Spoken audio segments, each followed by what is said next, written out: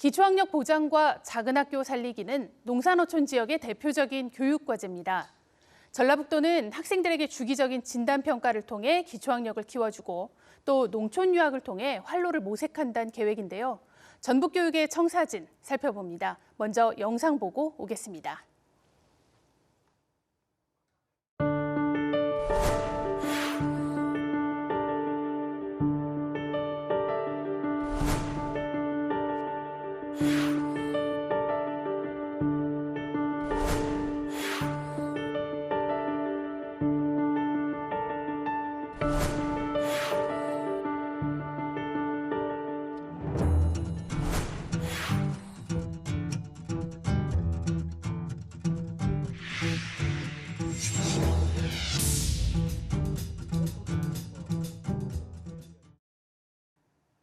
네, 서거석 전북교육감 자리 함께했습니다. 어서 오세요.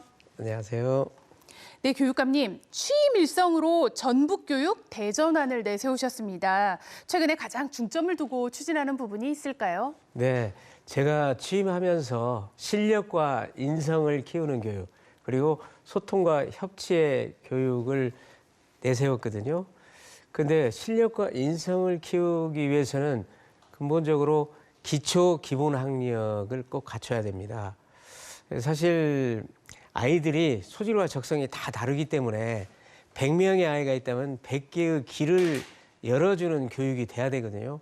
근데 어떤 길을 가더라도 기초 기본 학력은 문자 그대로 꼭 갖춰야 된다. 이렇게 생각을 하고요.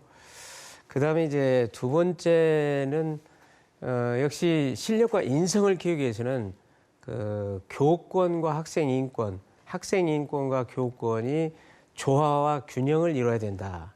이렇게 생각을 합니다. 역시 교육의 가장 중요한 역할을 하는 제1 주체는 교사입니다.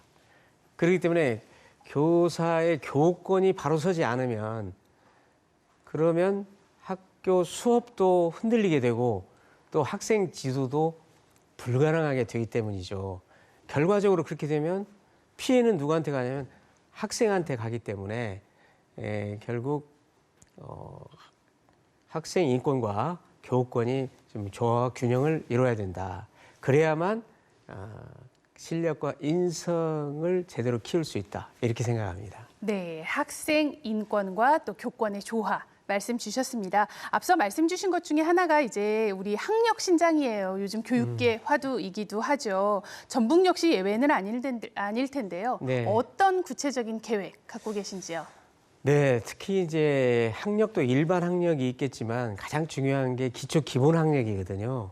그래서 저희는 내년부터 이제 초등학교 2, 3학년부터 고등학교까지 주기적으로 진단 평가를 해가지고 그 결과를 그 아이와 학부모에게만 알려주고 네. 뭐 전체로 공표한다든가 등수를 매긴다든가 이렇게 안 하고 프로테이지만 과목별로 정해서 네. 알려주고 그리고 거기에 대한 이제 대비를 하는 건데요. 우선 학부모님들대로 학교에서는 기초학력이 좀 더딘 아이들은 기초학력 전담 교사하고 보조 교사를 배치를 해서 기초학력을 끌어올리도록 하고요. 또 이제 기초학력이 부족한 아이들은 이유가 있어요. 어떤 심리적인 이유, 네. 건강상의 이유. 그거는 그것대로 또 저희가 대처를 하려고 하고 있고요. 그 다음에 이제 각 시군에 학력 지원 센터를 두어서 그래서 실질적으로 도움이 되도록 이렇게 하고 있습니다. 네, 우리 학생들의 실력을 알기 위해서는 진단평가가 필요하다. 네. 그리고 심리적인 지원까지도 함께 가야 한다라는 말씀이셨습니다. 우리 교육감님 주요 공약 가운데 하나가요. 교육 협력을 강화하겠다라는 약속이었습니다. 그동안 교육 현장 많이 둘러보셨죠. 우리 교육 현장에서 협력이 꼭 필요하다라고 여겨지신 게 있을 것 같습니다. 그렇습니다. 사실 이제 과거와 달리 교육이라고 하는 것이 교육청이라든가 학교만의 힘으로는 제대로 이루어질 수가 없습니다.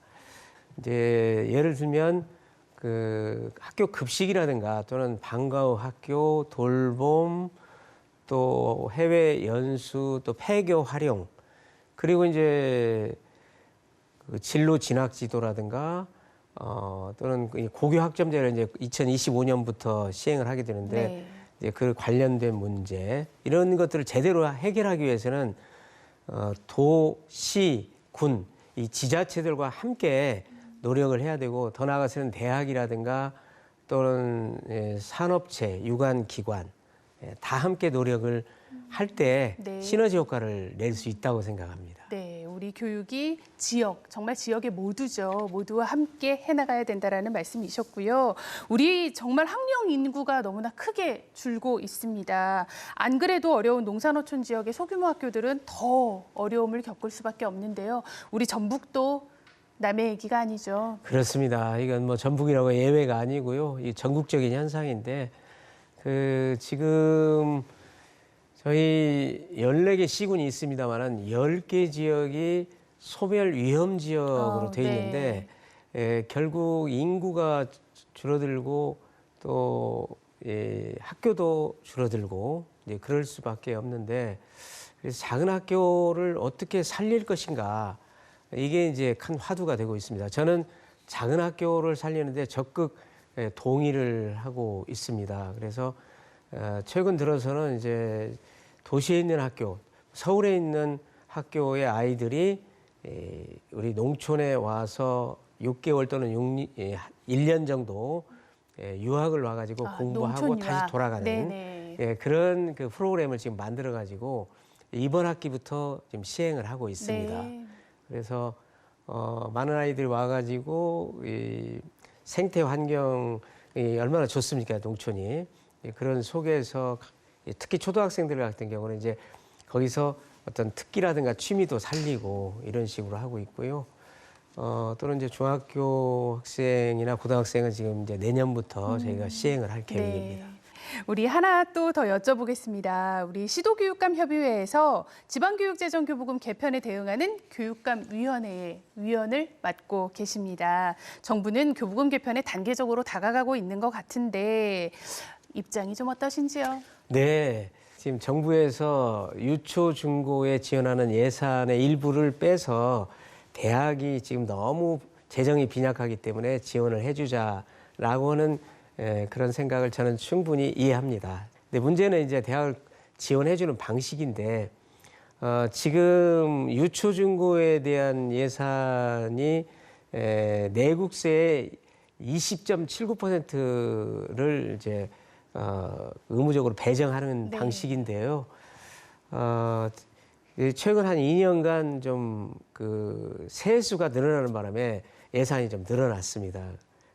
그래서 이제 그걸 좀 활용하자 이런 생각인데 사실 유초중고 경우에도 앞으로 재정이 지금 많이 필요합니다. 왜냐하면 우선 성면 제거를 한다든가 그렇죠. 또는 그 지진에 대한 그 대비를 해야 되거든요. 네. 내진 보강 시설을 또 해야 되고 거기에다가 지금 유초 중고의 건물 약 30% 정도가 전부 40년 이상 된 건물입니다. 맞습니다. 네. 그래서 이런 것들을 해결하기 위해서는 막대한 예산이 필요하거든요. 그래서 이제 부족한 대학 재정을 도와주는 부분에 대해서는 지원해주는 부분에 대해서는 그 문제를 근본적으로 해결하려면 고등교육 재정교부금법을 제정해서 확실하게 지원을 하는 것이 네. 바람직하다 이런 생각을 합니다. 네, 대학의 재정이 부족한 것은 별도의 지원 방안을 마련해야 하고 우리 지방교육재정교부금은 정말 유초중고 학생들을 위해서 써야 한다 이런 말씀이셨습니다. 네, 교육감님 오늘 여기까지 듣겠습니다. 말씀 감사합니다. 감사합니다.